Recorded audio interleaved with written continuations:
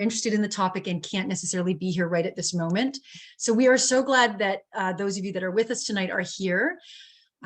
This is our second monthly webinar series, and this one is called Bariatric Surgery, a Complex Issue.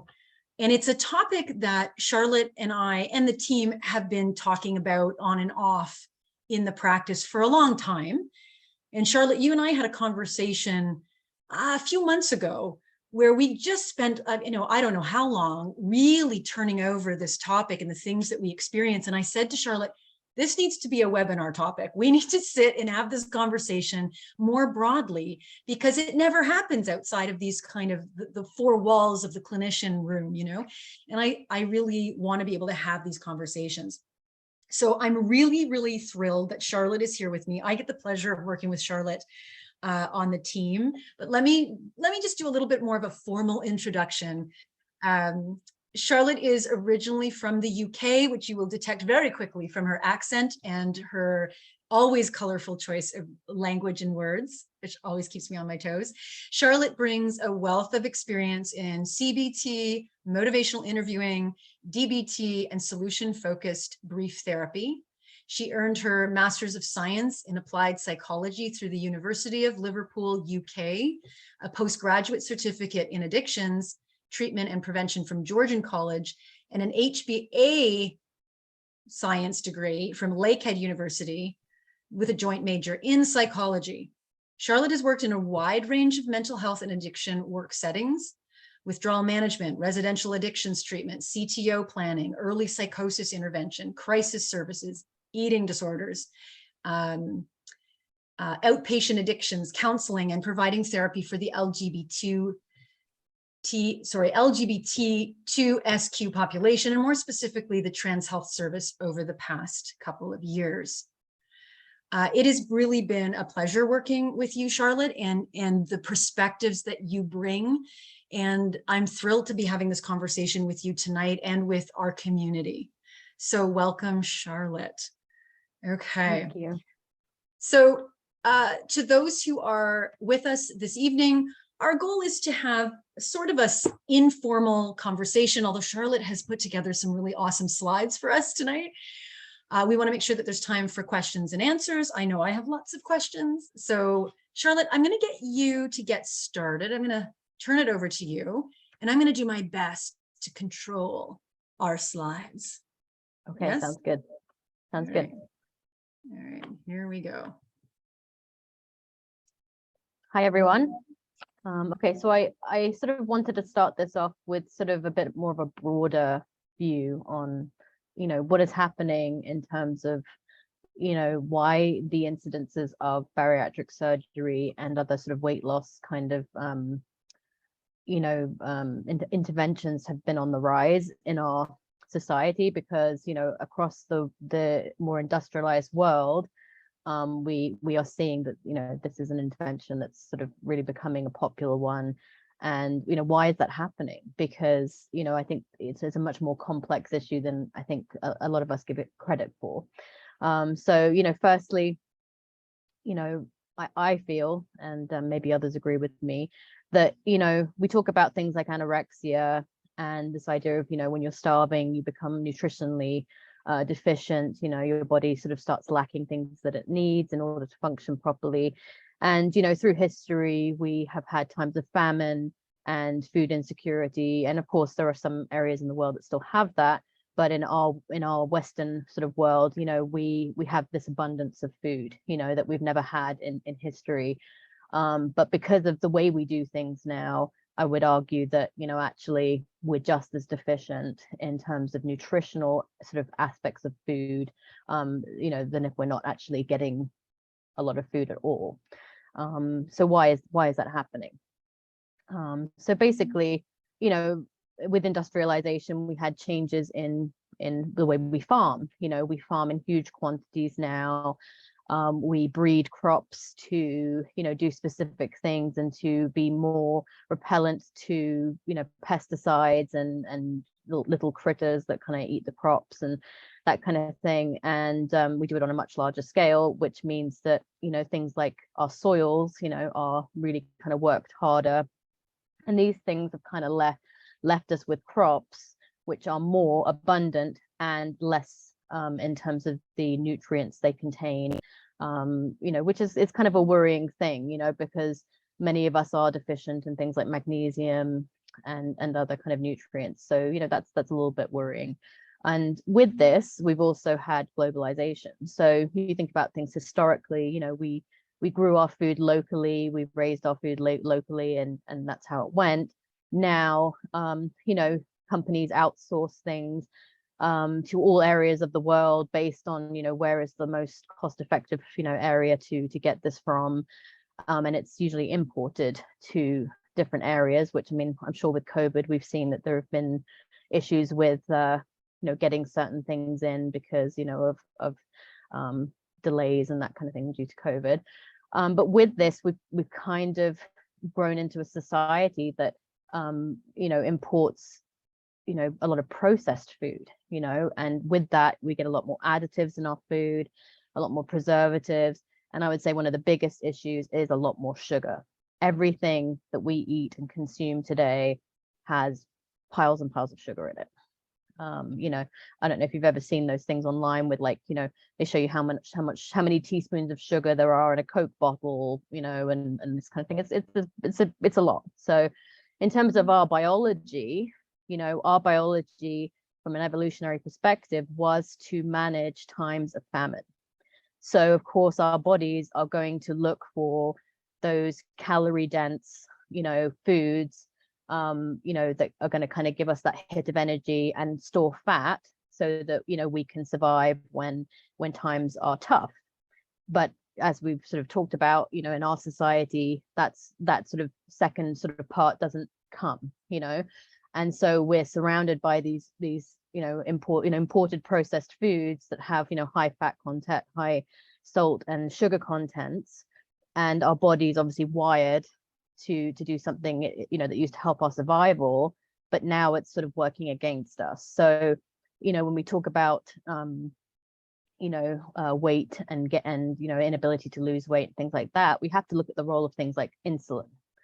And when you're getting high levels of sugar in foods, it's sending our body into kind of a bit of a sort of a freak out state where, our sugar levels and our pancreas is like, what's going on?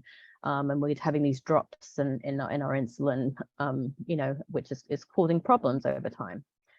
And then in terms of like the food industry, the food industry is, based on capitalism, consumerism, how can we get people to buy more of this sort of stuff?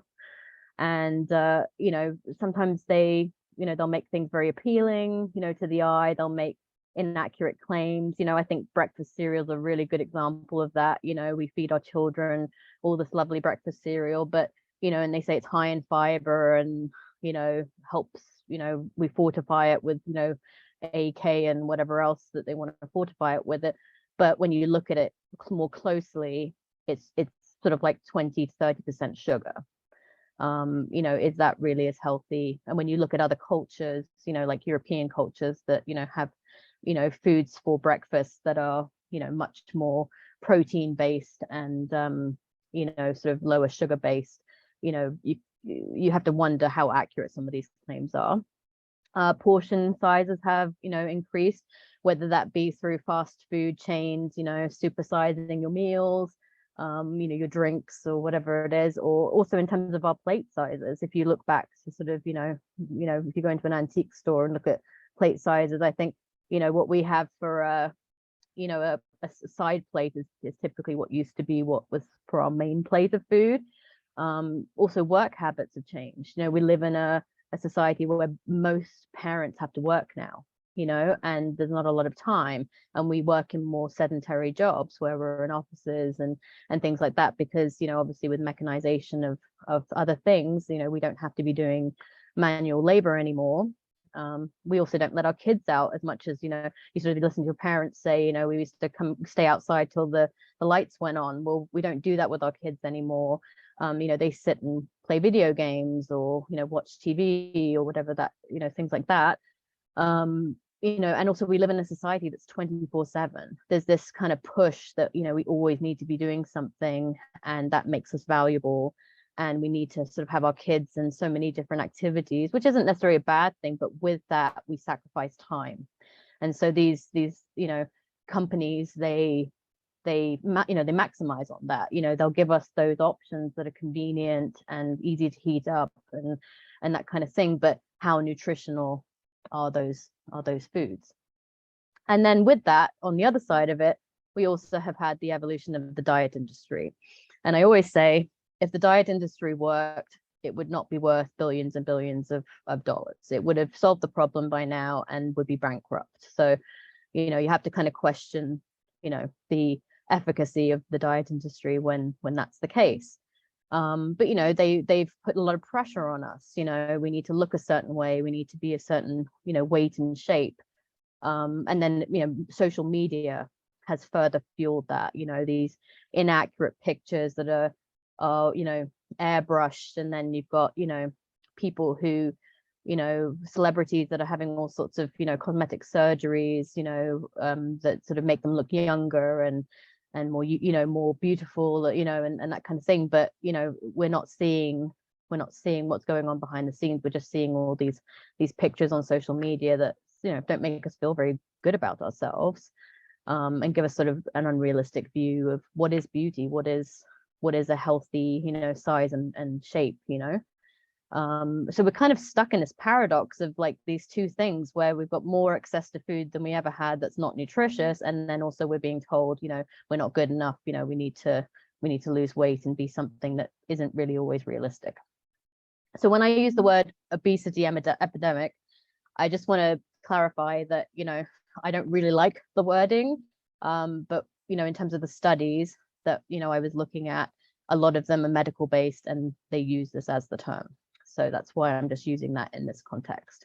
So the today the statistics are in the Western world that 1 in 5 adults are deemed obese, and with that the medical community has expressed concerns about increases in health issues such as diabetes, increased blood pressure, more levels of heart attack and stroke, respiratory issues, and certain types of cancer. And I'm not disregarding those things. I think it's definitely a piece of the picture that needs to be taken seriously. It's just we have to recognize that there are consequences to these things, whether it's on the health system, the impact on the health system, the cost to the health system, and then how we are managing on a social level and on a psychological level.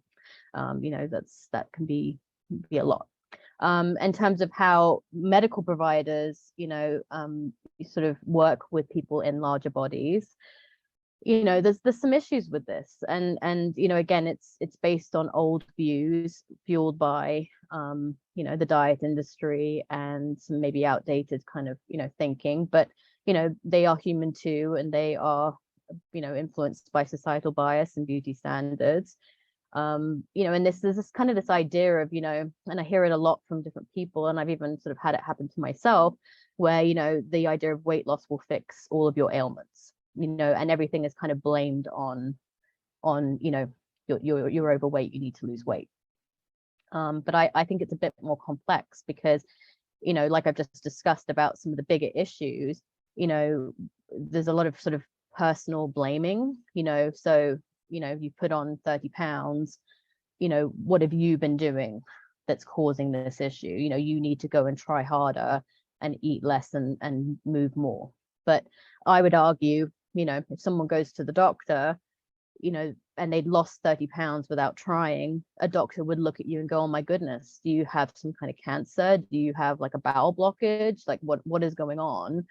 But when someone puts weight on without trying, or has an inability to lose weight, it's now you're not trying hard enough, you need to do better. So that's a bit simplified, because when it comes to weight science, there are so many factors that go into our shape and size, genetic factors, especially as women, hormonal factors. If your hormones are off, that can lead to issues with weight gain.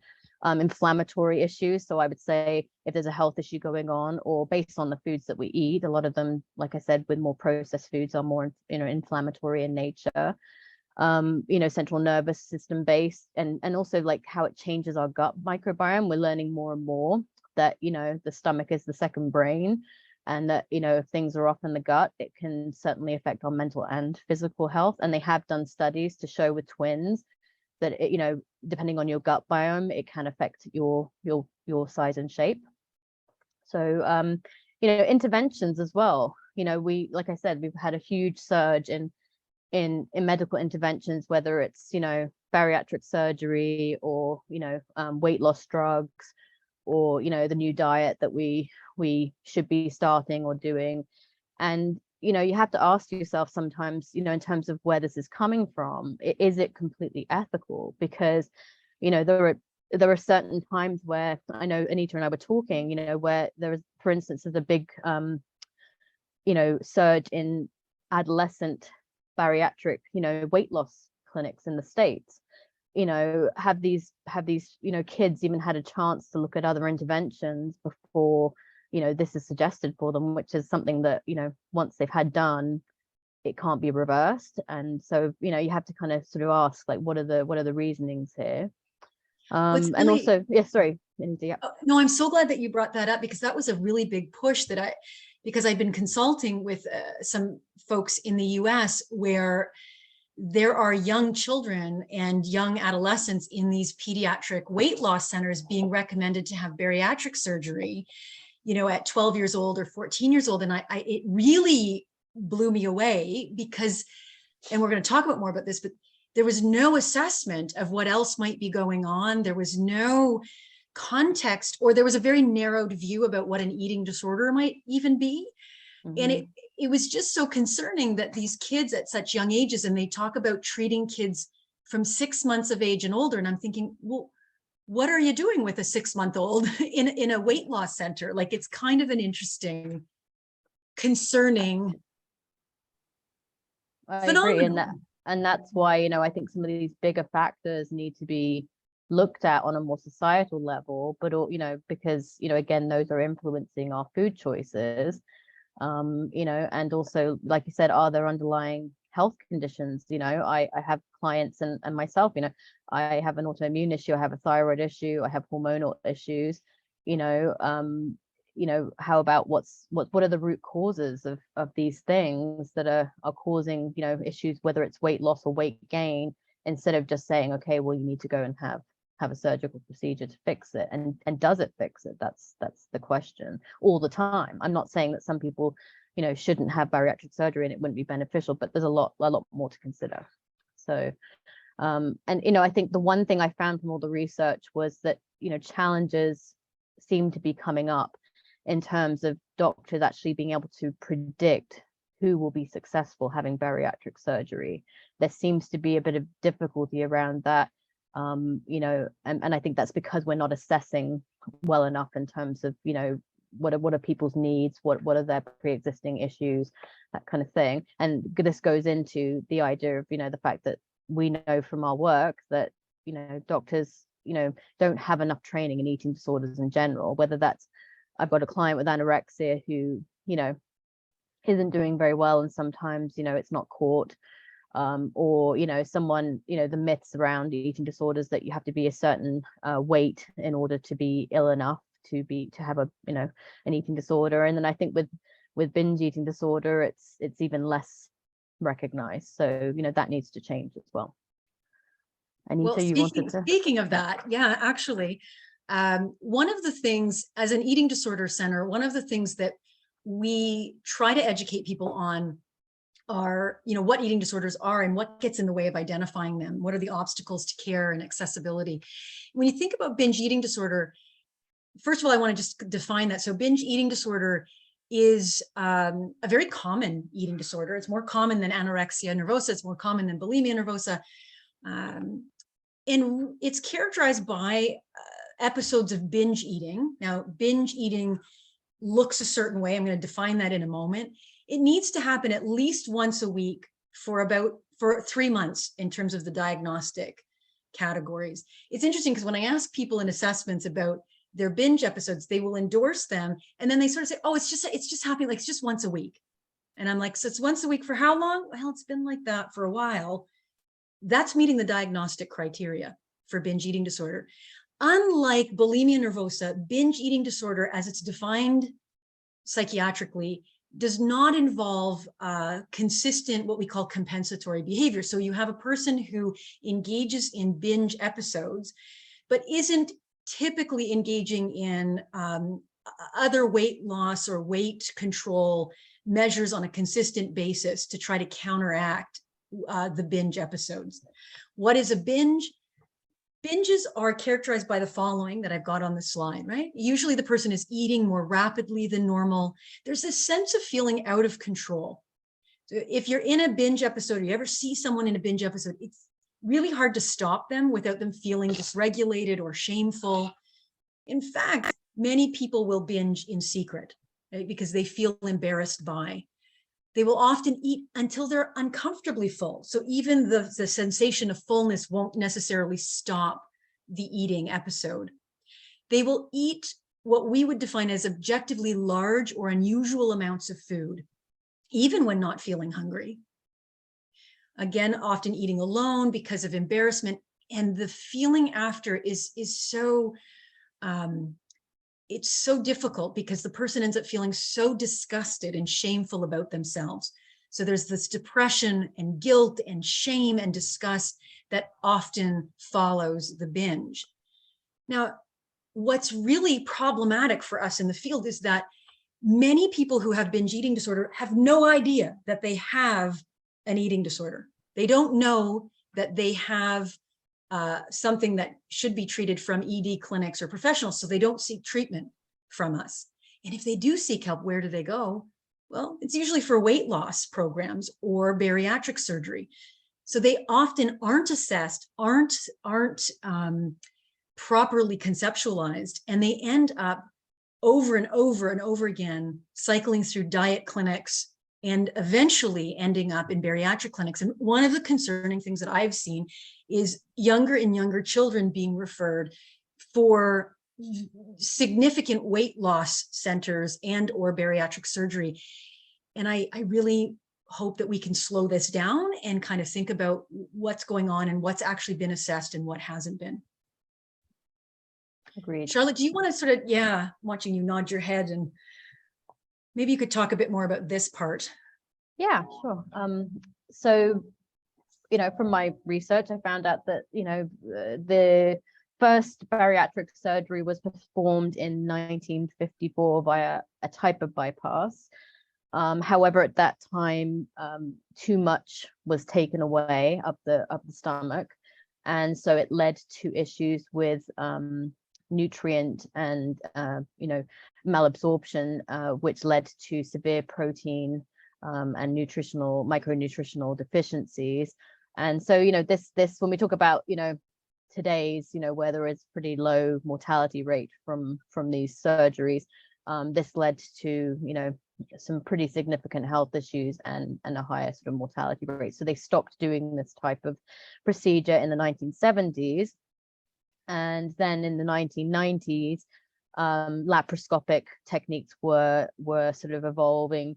And that's where, instead of sort of making a huge incision, they would do like little keyhole incisions, and it would be a lot less invasive. So that's what kind of set things in motion.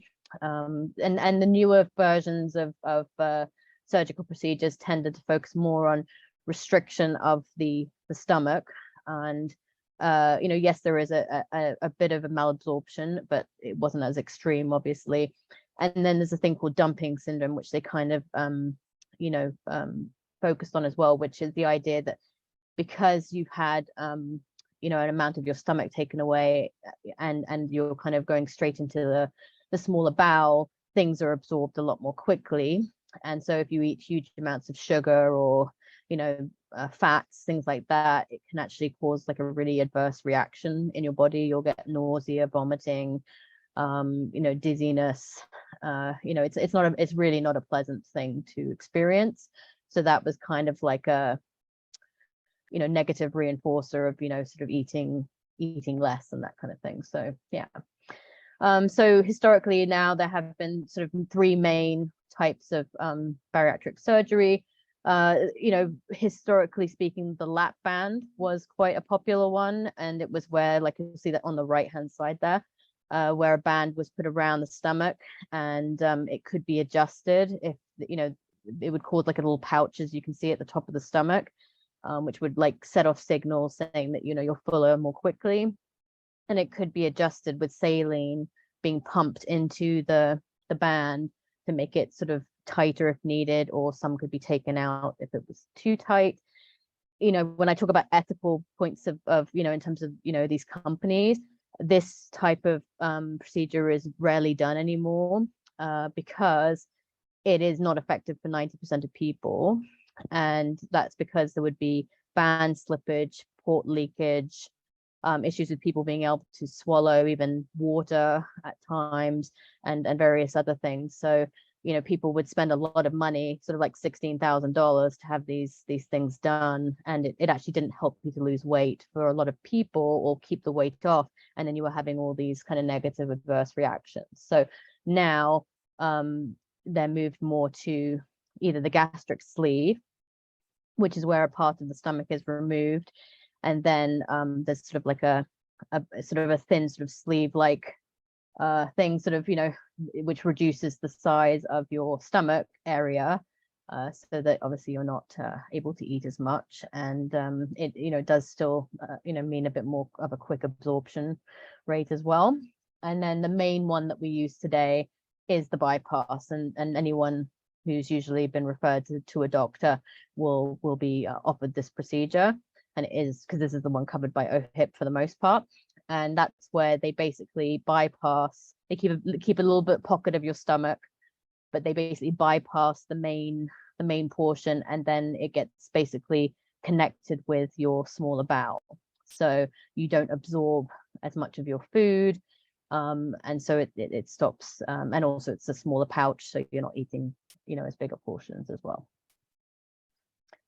So in terms of criteria for bariatric surgery, I just wanted to start off with like a little bit of a statistic in terms of, where are we at? So this is a pretty old statistic. I would argue that it's probably increased since 2013, 2014. But in that time, there were over 6,500 surgeries conducted across Canada for bariatric surgery.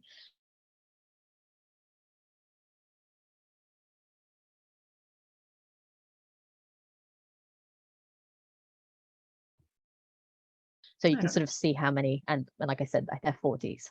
Now, the reason why I find this interesting is because when we go back to the dieting industry, for many people, they have spent most of their adult life yo-yo dieting, doing the fad diets, losing weight, regaining the weight, adding some more weight on. And I've seen a lot of women come to me and say, I was this weight in my 20s, and now I'm up to this weight in my 40s. Why has this happened?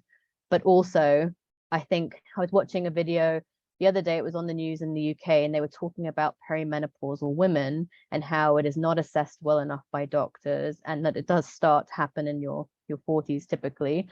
So I would argue that there's also, perimenal hormonal changes happening, which is causing weight sort of changes in women at that time, prompting them to because they don't understand why that's happening, prompting them to look for options like bariatric surgery. Well, and living in the culture that we live in, it's sort of unacceptable. Like it's if you're gaining weight in your 40s or 50s due to hormone changes, which makes sense. We live in a culture that says you should be able to control that. You should be able to override that, right? Which is again this constant message that we should be able to override biology. Absolutely. Which, right? And yet it's interesting yeah. It is interesting, and just from a hormonal perspective, without even perimenopause, when we keep yo-yo dieting, our hunger hormones and other things are hormones as well, and they do get messed up as well. So they've done studies to show that even a year after dieting, our cues in terms of our hunger hormones are still off, so it can really have a lasting effect. And again, we increase those kind of hormones for hunger because, you know, we've been restricting. So, you know, Right. people wonder why they start to overeat when they've been dieting. It's because your biology is working to try and it's trying to keep you alive apparently, but obviously, you know, we're not at risk, sort of thing, in terms of famine at this time. But the brain doesn't know that, and there's even newer neurobiological research that shows that some people are even more sensitive to restriction, to starvation, so that their body will go into sort of hyperactive drive to get the food in. So we're not all the same either, right? So in the face of restriction, you know, it causes this whole host of hormonal, biological, metabolic changes. And then again, I just find it really striking that the highest demographic is women in their 40s. Ooh. Yeah. I'm gonna let you keep going because you know me, I could talk about this. I could talk about it forever as well. So in terms of the criteria, we talk about the BMI and, you know, people who are, you know, are over the 30 mark and have comorbid health issues such as, you know, high blood pressure, diabetes, you know, those kind of things that will sort of, you know, qualify you. And then if you are otherwise healthy but have a BMI over 40, then you know, again, you are kind of qualified as well, which makes me that sort of interests me a little bit as well, because, you know, when we talk about yo-yo dieting, that can actually have more of a negative effect on your health than sustaining a constant weight. So I'm not saying that there's not a preventative, you know, point to having surgeries like this, but, you know, if you're a certain weight and you're not experiencing health issues, should bariatric surgery be the first port of call. And then also the last thing is that there must be failed attempts to make dietary and lifestyle changes. And, you know, I've seen that with people, you know, again, they'll do the whole history of dieting and it hasn't worked, and then they'll go to their doctor. But like we've also mentioned, you know, it worries me when there's youth clinics for very, very young children, that, you know, how many things have been tried and how much failure, you know, what's your terminology in terms of failure, Exactly. to suggest that, you know, that's okay at that age when they're still developing. I'm not too sure. Well, no adolescent should be, or child should be put on a diet. We know that for many, many reasons, but also this idea of failed attempts to make dietary and lifestyle changes. You know, how is that defined? Failed? I mean, it makes it sound like, well, we tried to put you on Weight Watchers and that really didn't work. Or we tried to put you on other really restrictive diets that are not taking into account the biology of who the person is and what their natural body weight is supposed to be. Like, you know, there's this kind of idea that, well, if you can't maintain a certain weight, there's something that you're doing.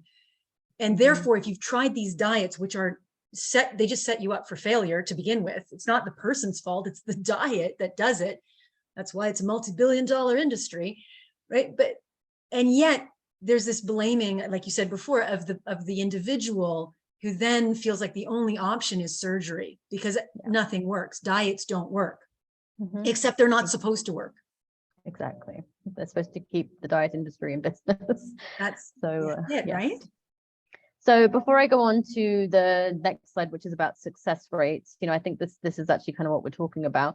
The fact that what does success look like in terms of bariatric surgery success? Because, you know, from the studies I've read, a lot of the limitations with them were that, you know, there weren't consistent measures for quality of life, you know, given to participants of these studies, you know, and in terms of our society, you know, weight loss obviously seems to be the key kind of one that, you know, they tend to focus on. And obviously there is a focus on like the big things like, you know, diabetes, you know, high blood pressure, that kind of thing. I mean, that's very important, and I'm not trying to disregard that, but, you know, there are many other factors of health, you know, and things that sort of give people a sense of quality of life. So, you know, I think that needs to be a bit more consistent.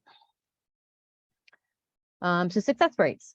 So overall, for most of the studies I found, it was approximately 65% of patients found that, you know, they did experience weight loss from the bypass. and approximately 85% of that 65% were able to maintain 50% of their initial weight loss. Now, in the study, they did say, quite consistently that it did reduce mortality rates and helped, comorbid conditions like diabetes and sort of heart issues as well. However, they did also consistently say that, within 24 months of the surgery, 50% of patients, did experience weight gain in varying forms of, varying amounts. And this was especially apparent in the higher BMI groups. And then the last statistic was sort of around 15 to 35% of people did not manage to reach their goal. So whether that was they regained weight, again, or they, some didn't actually lose weight really at all. So, my sort of question around this is, what happens to the percentage of people who don't get the success that they want? And when you're looking at like that 20 to 30, in the next slide, we were looking at like the amount of weight lost, which is, as you can see, 20 to 30% of weight loss, and then you're putting 50% back on, up to 50% back on, is that enough for, the benefit of those, improved health conditions over time, or do some of those things return, because, if I've lost weight and then I've put on, 50% back on again or more, so some people were even saying that at the end of it, they only had a 10% weight loss, and this is a big commitment, this surgery, is that worth all of the things you go through in the longer term? I don't think we have enough data about that. And I think people don't know about what life post-bariatric surgery entails. And we're going to talk about that, because I think you're so focused on, if I can just lose this weight, it will solve my problems, because that's what most people are taught to believe. That we see many people post-bariatric surgery who are just struggling with all kinds of physical and psychological consequences of that surgery.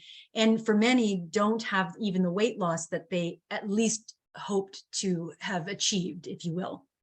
Yes, agreed. And like I've said before, there are clinics out there that will make very impressive claims in terms of how much weight you will lose, but they don't kind of tend to focus on, the fact that you could regain that weight. And I actually have a relative who had a bypass, put on the majority of the weight that she lost, and then now is on a weight loss drug to supplement the bariatric surgery. So, again, you have to kind of weigh up the pros and cons, is what I'm saying. So, like I said, so you can, have a 20 to 30% weight loss, is typically what they kind of aim for, and again, like I said, if you're in those higher weight categories, is 20 to 30% enough to improve enough those things like, high blood pressure and other things, and sort of, is it the only option? And then, but for some people, the pros are, obviously that it does improve those things, and that's actually, actually something not to be dismissed. And I have had people who've had success on that level.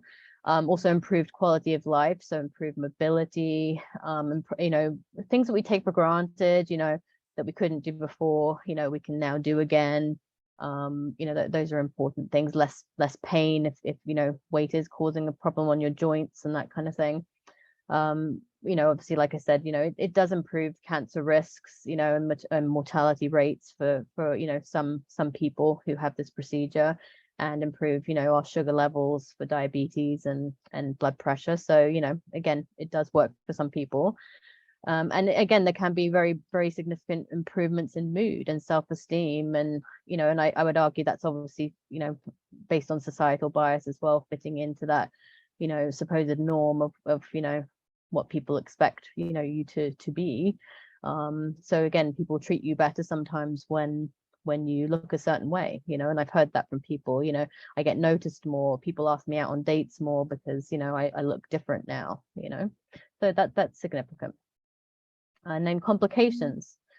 So I have worked with a lot of people who've had bariatric surgery, And, one of the biggest things I see is malabsorption issues of nutrients, things like iron, calcium, B12, vitamin D, and obviously some of those things as a society we're like magnesium and vitamin D we're already kind of deficient in mostly anyway. But these are iron and calcium and those kind of things are significant things to be deficient in, and you may have to be supplementing with those for the rest of your life. So that's important to consider. It can cause more food intolerances, things that you could eat before, maybe, do upset your stomach, more than they used to. And I would say, like, if you're significantly cutting down your portion sizes and you are having, sort of food go straight to your bowels and be absorbed more quickly, we have had clients who've had reactive hypoglycemia where their sugar levels will drop very quickly after they've eaten a meal, and so may have to sort of have more snacks and things like that during the day. ANITA? I was just thinking, the first time I saw the reactive hypoglycemia in somebody that was not diagnosed with diabetes, but was post-bariatric surgery, and it would happen so fast and it was so severe that there was almost no time for the person to detect it and then do something about it. It became very scary. So even driving became an issue, because of the way that this person's body would respond. The hypoglycemia was, I've never seen anything so fast in my life. It would happen in session or in groups, like just like that. And you couldn't even, the person couldn't even respond to you. They were just, the blood sugar had dropped so low. It was very scary. Both for myself, but also for the client who didn't, wasn't expecting that kind of complication. Absolutely. And that does worry me in terms of, people who, if that's happening to someone who doesn't have diabetes, what are the consequences to someone who's diabetic, Exactly. Yeah. And this is tied to dumping syndrome, the idea that, things do get passed too quickly into the bowel and absorbed. And then, again, if it's high sugar, high fat content or whatever, that can lead to this kind of nausea, vomiting, stomach pain. So it's something to definitely be aware of. Dehydration as well. I've had clients, again, if you're having to sort of sip on drinks, and there have been issues with like swallowing at times and things like that, it can lead to dehydration for sure. So that's pretty significant. And then there's other things, like with any surgery, obviously you can have the risk of infection. I've had clients with that develop ulcers, or they have like gastritis because the stomach's very unhappy because it's been messed around with. You can have like, issues like leaks. And then, like on the last point, I talk about like more correctional surgeries, but part of that is that, you've got to change the anatomy, and you've got to change the way that your body absorbs things. So that can lead to things like, the development of gallstones, kidney stones. And so you might have to have additional surgeries to have, different organs taken out, or, things fixed like a leak, or, something's wrong with the procedure, and you might have to change to a different type of weight loss surgery, or have something adjusted. And then we have things like, sorry, just one more point. I would say as well, in terms of the cost to the healthcare system, it's becoming more common to have these correctional surgeries and to change to a different type of bariatric procedure. So example, again, the lap band surgeries, 90% of people have had to have those taken out because they failed. And then they've obviously then gone for another operation to have a different type, like a bypass. So, again, when we talk about costs of the healthcare system, are we sort of exchanging one cost for another in a different area, sort of thing? Bariatric surgery does not cure an eating disorder. I think, ANITA, would you like? I think I put this slide in here because I just wanted to. I think many of the people that we end up seeing, or that I consult on cases about, these are people that actually have eating disorders. Now, I'm not suggesting that everybody that needs bariatric surgery has an eating disorder. But I do see a lack of proper assessment around eating disorders, or when I have talked to some bariatric teams or weight loss centers, and I ask them about their eating disorder assessments, you can see quite clearly that they really have a limited understanding of what eating disorders are. And it's mostly around anorexia and a little bit of bulimia. There's not a lot of, I would say, sort of depth in assessing and understanding just how complex the presentation, atypical anorexia, binge eating disorder, ARFID, OSFED, they really don't have what I would consider robust assessments to make sure that they're not trying to treat an eating disorder. You know, they wouldn't say that they are, but what ends up happening is that somebody has an eating disorder and they end up going in for bariatric surgery. And what ends up coming out is someone who's now had bariatric surgery and who still has an eating disorder. So now it becomes quite dangerous because you have someone that doesn't know how to control binge eating, doesn't know how to control or manage the urges or even deal with the biology of restriction, because you're going to have to eat a lot less with the surgery. They don't know how to do that because nobody's taught them how to do. They've never had that treatment. Mm-hmm. And it's scary because what ends up happening is that people continue to binge post-surgery, which can cause ruptures and breakages and all kinds of sometimes life-threatening situations. So, you know, we're going to talk about the fact that, you know, what we would hope people would be able to do or advocate for, because an eating disorder has to be treated and assessed, in my opinion, before somebody's going to go and have something like bariatric surgery. Agreed, absolutely. And this kind of ties into the risks in terms of, you know, cross addiction. So, you know, in the addictions world, I would see this quite often in other areas. You know, people would come into, you know, the detox and have alcohol or substance use issues, and, you know, they'd stop doing that, but then maybe their smoking would increase, or maybe, you know, they would start sort of eating more to kind of, you know, compensate for what that previous thing was giving them, you know, because there's always reasons why we do what we do, you know, whether that's, you know, eating or drinking or whatever, you know, otherwise we wouldn't do it. And when that's suddenly taken away, like Anita was saying, when you can no longer do that anymore, you can sometimes cross over to something else instead. And, you know, the one that's sort of the most worrying is alcohol. You know, that there is a 30% risk of cross addiction to alcohol. And the reason for that is biological as well. You know, people who at times hadn't even been a drinker before they even, you know, had weight loss surgery, you know, they may have just been a social drinker now and again. Because again, with that kind of absorption, that quicker absorption into the bowel, you can drink much less alcohol to get a very significant effect, you know, because it's absorbed so quickly into the bowel. And that, again, you know, when you're looking for that something that's now missing from the coping mechanism that you were using before, if it is binge eating disorder, you know, it becomes a problem very quickly for people. And there've been cases where it's really taken people off guard because they didn't expect, you know, this to happen. You know, and there are other types of addiction that can happen, whether it's internet, shopping, gambling. You know, again, we're still looking for that thing that's going to kind of give us that dopamine hit and you know, sort of give us that kind of, you know, feeling of coping and control. And it's funny, my family member who, you know, has had the bypass, you know, her thing has developed into an internet gaming addiction, you know, so she's not like a video gamer, but she'll go and play like solitaire or something for hours on end and things like that. So, you know, there's things to be aware of, because again, like Anita said, just because you're trying to fix something by doing a surgical procedure, it doesn't you know, sort of mean that automatically all the things that have been happening psychologically just disappear.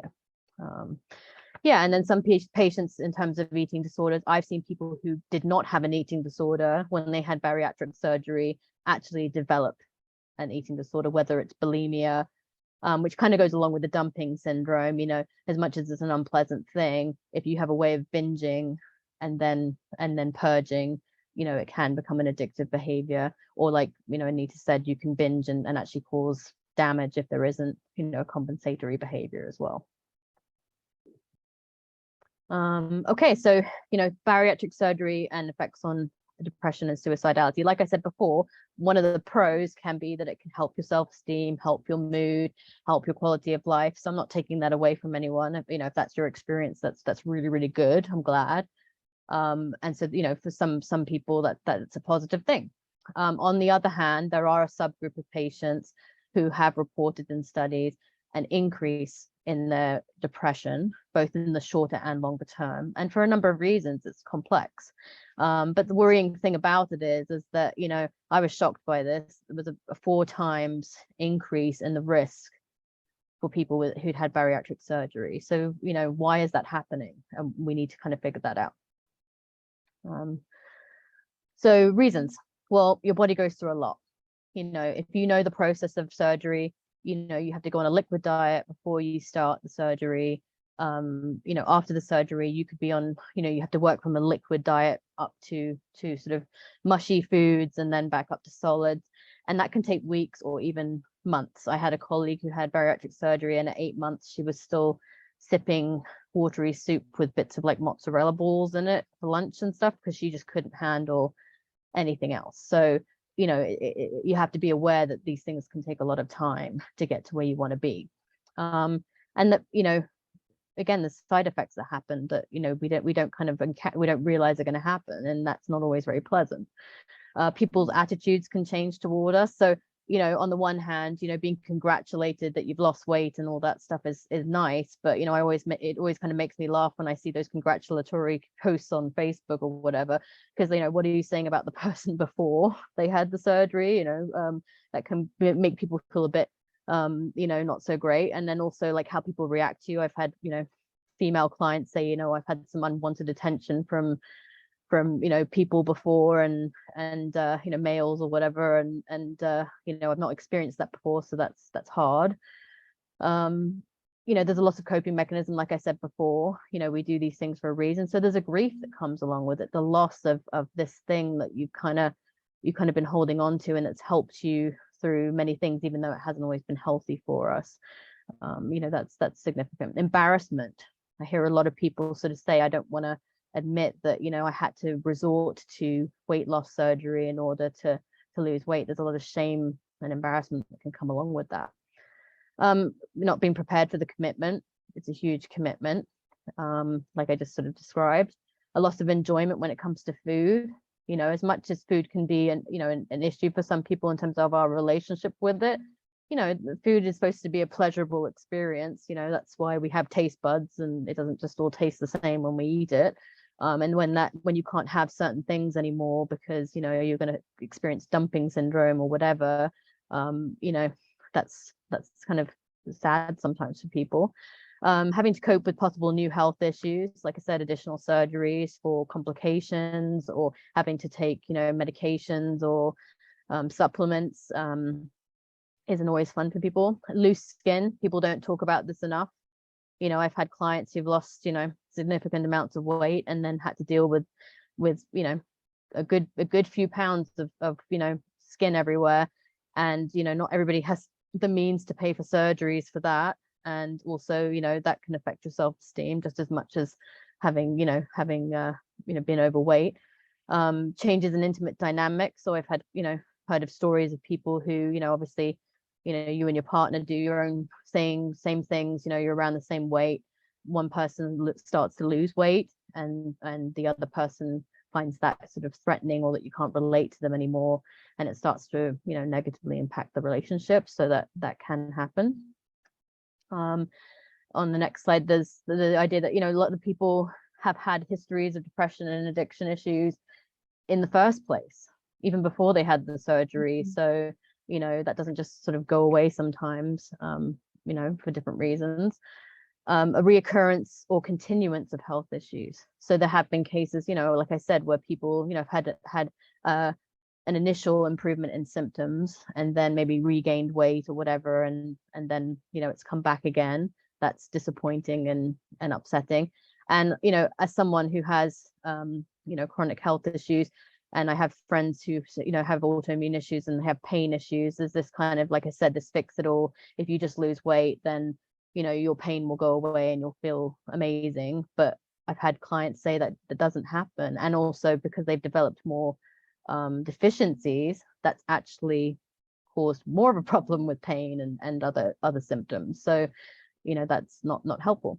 Socioeconomic status, people who are lower income obviously have less access to support. You know, a lot of these places will, you know, give you the bare minimum of support, emotional support, before and after the procedure. And then if you cannot afford to have private care, then you're kind of sort of left in the wilderness. And I would say that in general, there's even, you know, in OHIP based, you know, places, there is not ongoing care. The studies that I read said that to have a better success rate, you need to have a longer term follow-up. And again, if we're talking about cost to the healthcare system, is this solving the problem of the cost of the healthcare system? Because we're just replacing one thing with another. Some people regain weight and don't actually lose weight. So again, there's that false expectation of, you know, what is this going to look like in terms of my success? And when that doesn't happen, it's, I'm even more of a failure now. I've done I've done my last resort here. Now what's going to happen? And also, just because you lose weight, you know, I'm sure Anita can speak to this as well. You know, I've had people who sort of, you know, say to me, I still see myself as this bigger person, even though I've lost weight, and I still don't feel good about myself, or I found new things about my body to not like. So it can be a bit of a cumulative thing. Charlotte, there's so Yes. many pieces here. There's so many pieces, and I'm aware of time.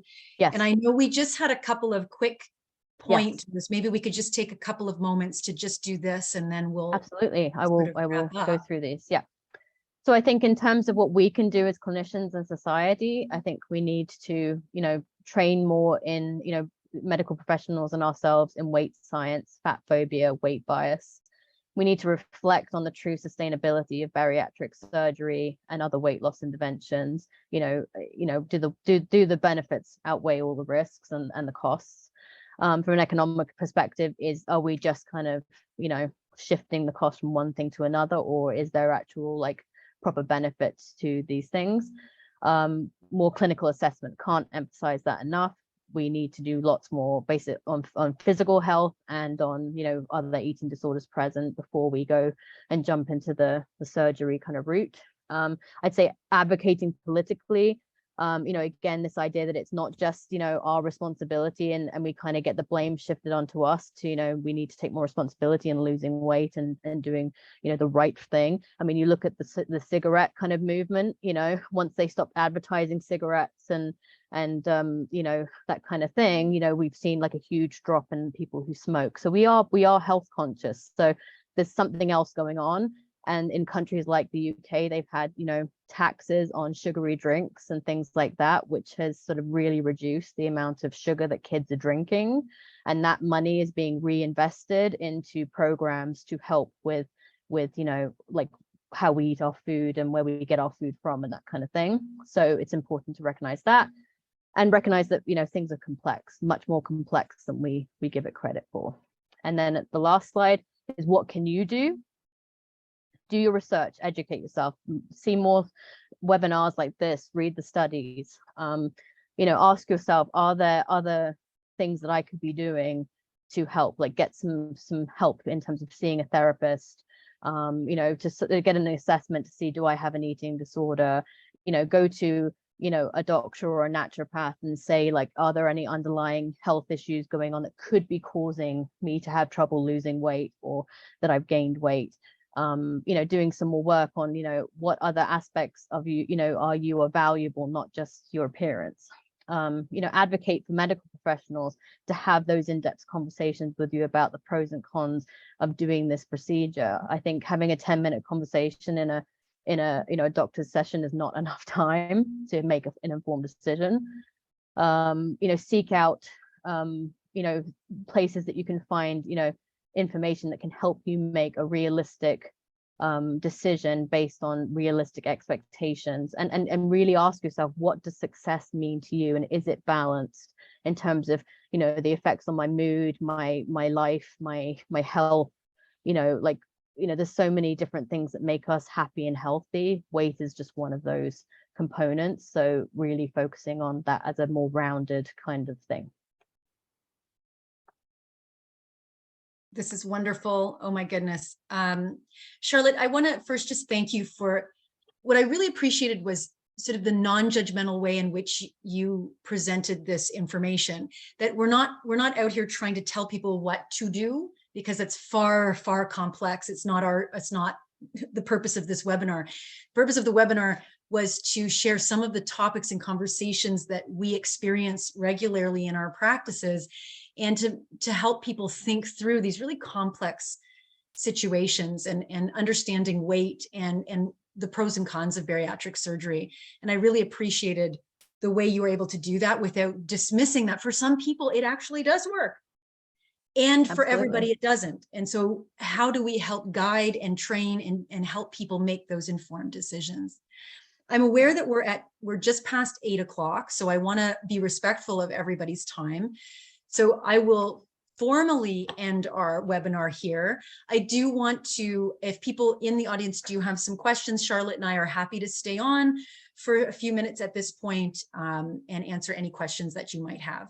But we want to thank you. We are looking forward to seeing you next month, where I will be joined by a parent with lived experience of a young one with ARFID. And we're really going to talk about their experience and what they wish other parents knew. And I'm really looking forward to that one. Charlotte, I can't wait to do this again with you. Thank you. It was good. Thank you. Okay. So team, those of you that are still here, I don't know if there are any questions that you would like Charlotte and I to answer. Please let us know. I think there's something in the chat. We got to thank you. Okay, that was good. So we're just here if you have questions. If not, we will wrap up and you're free to go. We don't want to make you stay if you don't want to.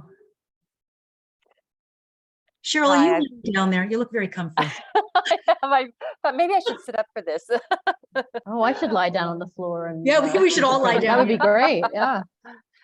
Listen, I just want to thank you for that amazing presentation. I really felt like that was comprehensive and just covered so many things that have been on my mind and questions for myself as well as I work with clients. I currently have someone who's considering bariatric surgery, and they have a pretty severe binge eating disorder. And so I don't really know what happens for folks when they're going through the preparation stages of bariatric surgery, because this person is considering it seriously. And you know, like, I think you made a really valid point there, Charlotte, about like, do they do any sorts, like, do they talk to them about binge eating disorder? Do they talk to them, or do they assess this even?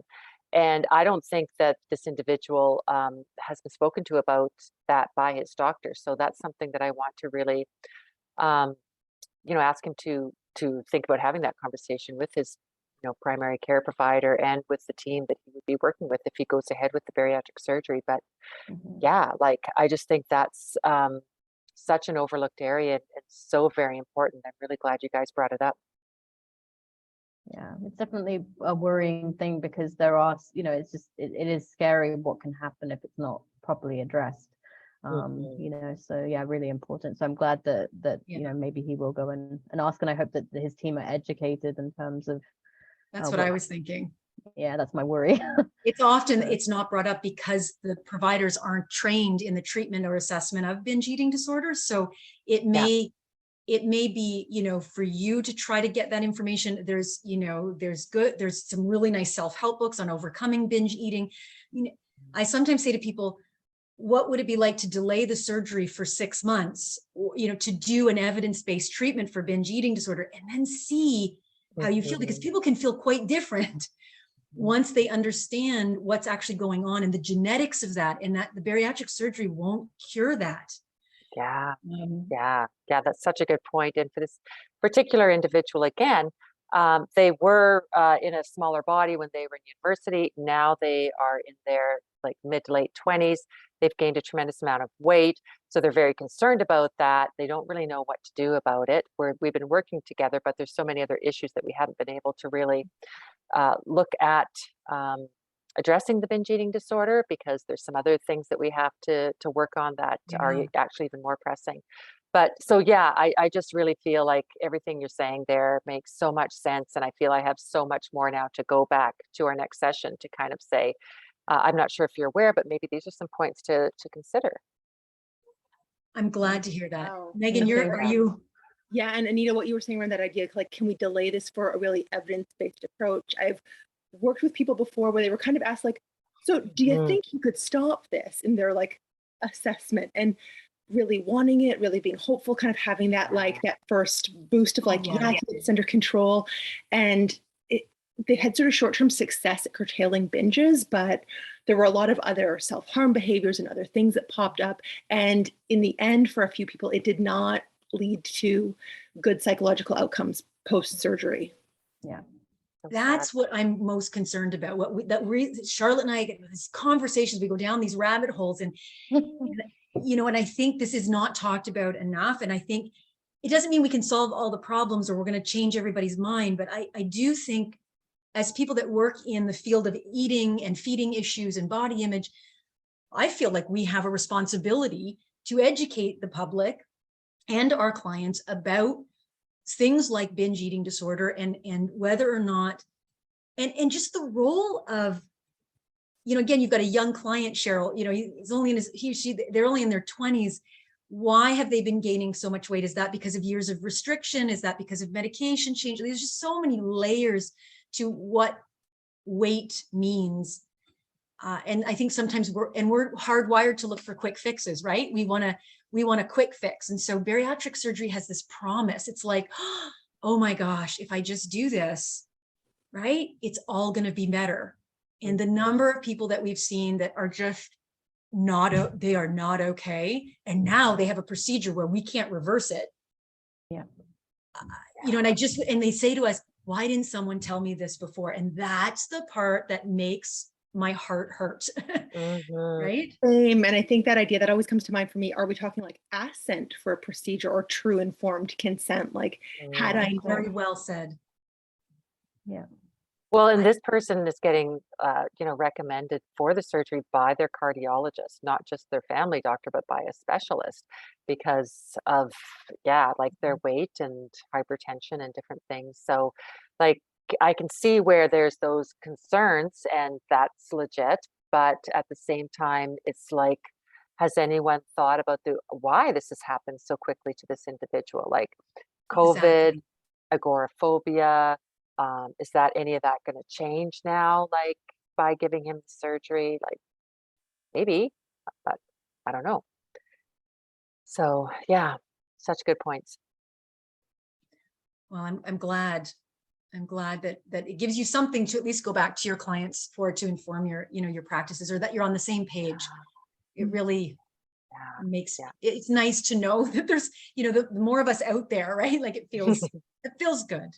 Yeah. And thank you both for opening this discussion, because it's so complicated and it's so messy. And I, especially as an eating disorder provider, I find it hard not to kind of be this like, no, don't, when like, for some people, like you said, it is effective, and to be kind of meeting our clients where they're at and honoring those choices, but just making sure that they are truly informed. Exactly. Yeah. Charlotte and I, we were really clear, like we didn't want it to be like we're trying to tell people not to, or, sure, we're biased because we see a certain side of things, but we're, and we also appreciate that, everybody's unique and individual. And what we're asking are for clinicians to slow down and take a look and make sure you have a good conceptualization of this person. Yeah. Physically and psychologically, and really thinking through it. Charlotte did such a great job presenting sort of, the pros and cons of these approaches, and they're not a cure-all. And just the fact that, it is in our culture, just it's your problem if you have to lose weight, whereas, there are bigger things at play, which is, that are affecting, like governmental choices and other things are affecting our eating habits, and, of all ages. And so, this sort of blame culture of, you've done this to yourself. I think that, when we talk about the health at any size movement, I think that needs to be implemented as well, because people are going around feeling like it's all their fault. But like I said, if someone goes to the doctor and they sort of lost weight without trying, it would be like, oh my goodness, like there must be something wrong, you have a health issue like cancer. So there's there's a lot of shame that goes along with this. Yeah, 100%. Yeah, people are very alone out there. So much, yeah, so much guilt and like got to fix this quick because you're a pariah. So it's so hard. It's an Yeah. awful situation to be in. I mean, it's you're back between a rock and a hard place. And people are so desperate to not feel the ostracization, the marginalization, Yeah. simply because of their body size, and so I can appreciate why people want to move in that direction. Or even parents. I've worked with parents whose kids, they have kids that are larger boned or bigger in terms of their body shape weight, and the parents are, because they've had a history of being bullied, they're desperate that their kids don't go through that. And so I think even to not be able to judge, don't judge even the parents. They're just so scared, right, of harm coming to their kids. So there's this impetus to get to a weight loss clinic, because certainly a medical weight loss clinic should be legit, right? Like that should be safe. And I'm not suggesting it's all unsafe. I just things that Charlotte and I have heard and consulted on, these young kids that are getting bariatric surgery. I just think you're 13 years old. Like, Yeah. can we teach you how to regulate first? Can we teach you how to eat in a quote unquote normalized manner? Can we understand your genetics and biology and why, before we move you into such a permanent surgical intervention? It just makes me scared. It's shocking to me that that's even happening. Like this is the first I've heard of it. And I just feel like that's like, wow, unbelievable. Mm-hmm. So yeah, very much that fear culture around weight, which I think is regrettable. And there was one more thing I wanted to say on that. But anyway, that's gone for now. But I totally agree with everything you're saying. I will read one. Here's my last thing. We'll end on this. And I posted this on social media. It's Dr. Lisa Folden, who's from @HealthyFit, PHIT. And she says, imagine growing up fat, large, chubby in a world that idolizes thinness. So you try every diet on the market, only to lose a few pounds and gain more. As a result, your heart is strained and you're developing illnesses while being made to believe that your weight is the cause, when it's really the diets. That's what diet culture does. So I love, this is Dr. Lisa Folden at Healthy Fit on Instagram. I just love the posts that they are putting out there. So thank you all for being with us tonight. You know where to find us if you have questions or comments. It means a lot that you're here. Yeah, Charlotte, again, stellar job, Charlotte. Thank you. Well, thanks, guys. That was awesome. Thank you. Have a good night. See you later. Thank you. Bye, everybody. Bye.